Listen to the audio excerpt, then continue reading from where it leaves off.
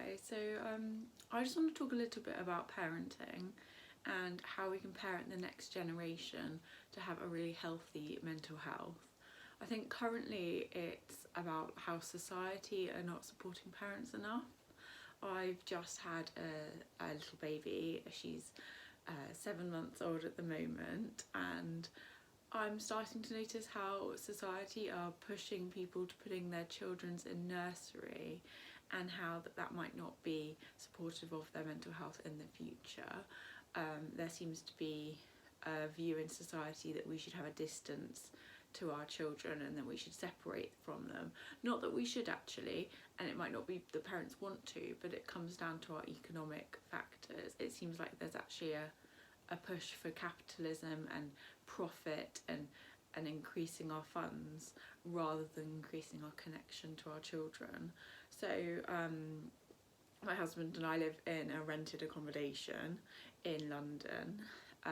It's not cheap, like living in London at all, but we factored in really wanting to have an attachment relationship, so sort of parenting from an attachment viewpoint, and not just attachment parenting, because I don't think that always takes into account the theory, but really being quite aware of the research out there and parenting according to that.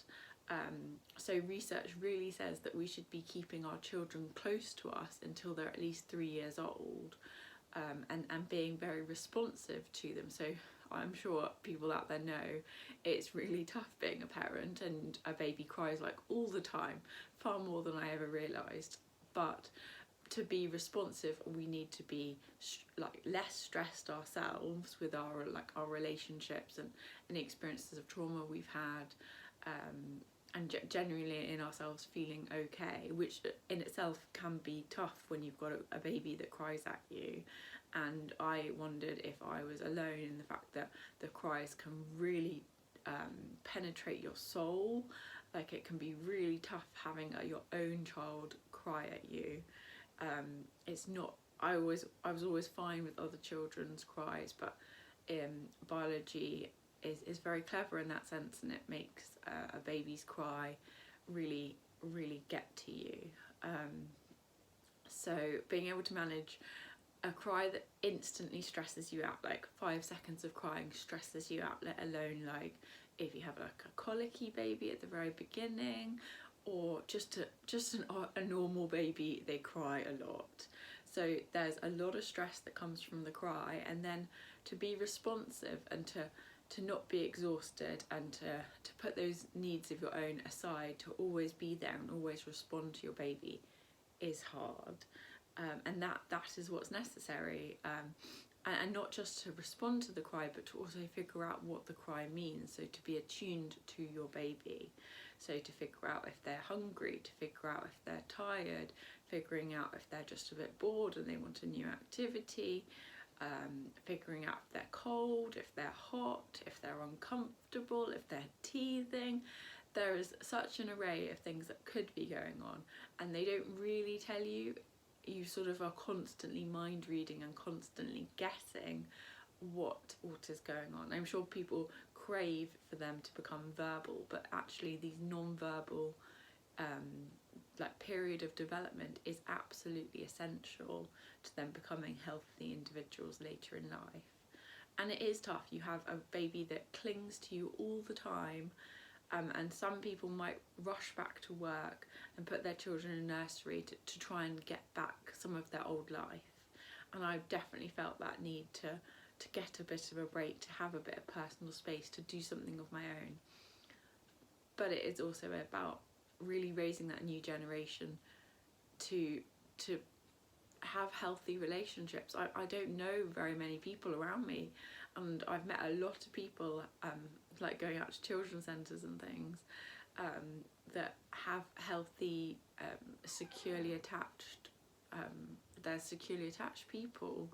And lots of people have struggles, and I think society is pushing more and more that people have got mental health problems. Like, people do get anxious, people do get depressed, and then there's a whole range of that as well. And by But by separating from our children at a really young age, we're actually almost promoting, we're almost breeding a society to have mental health problems. We can put a stop to this by keeping our children close. Like, actually, our maternal instincts suggest that our maternal instincts say that we want to keep our children close. Like, I remember putting my baby into the Moses basket and thinking to myself, if only I could have her a bit closer. Why does she have to be there? Like, I really want her to be as close to me as possible. But then we have messages about SIDS, sudden infant death syndrome. We have messages about do not sleep with your baby. These messages are coming from other people who have got their own issues. They're out of touch with their maternal instincts. They have an insecure attachment style. To develop secure attachment, we almost need to break the mold of what society is teaching us and telling us, and to follow our own instincts. The research is there, it's all backed up by science, but the government and people aren't listening to it. Some people don't even know about it, and the government aren't spreading those messages because it goes against our capitalist society. So one thing we can do is really question when we put our children into nursery. They will be ready by the age of 3, but and we can cut down on some of our needs and our wants financially to keep them at home. So I'm going to go back to work online so I can stay at home and continue feeding, and I'm going to go back for 1 day a week. My husband has to work extra to get around this, and I've also had to cut back on make a budget so that we're really cutting back on some of our finances. But this is possible. Where I'm not coming from a family that's got a lot of money behind me. I've got no money behind me, and my husband's a nurse.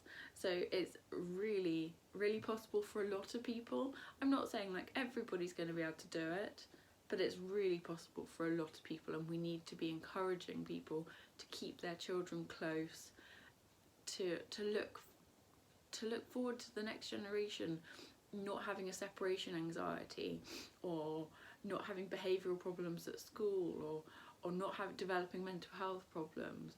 All of this is because children fall out of relationship with their parents, and that's the very start of relationships.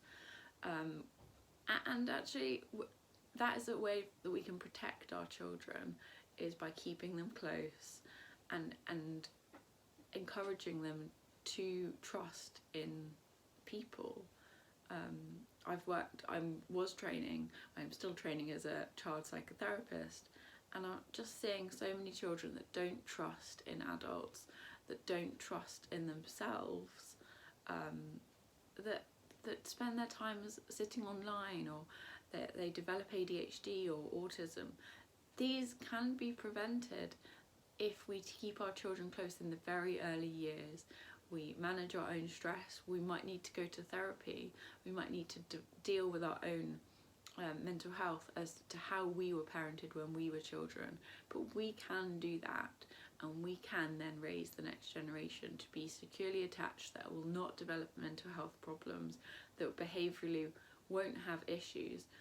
What we're talking here is not developing a child that's quiet, though, a child that's seen but not heard. None of that. In fact, my child I go to these groups and she is the loudest, she cries a lot, she wants to explore. It's not a quiet child we're raising a child with spirit, that wants to explore, that's curious in the world, but is also able to say, I need comfort, or I need food, and will cry out to a parent to say, pick me up now, please look after me now. It's a secure base. If you follow some of my videos, I'm going to be talking more about secure base and what a securely attached infant would look like. Alright, thank you then.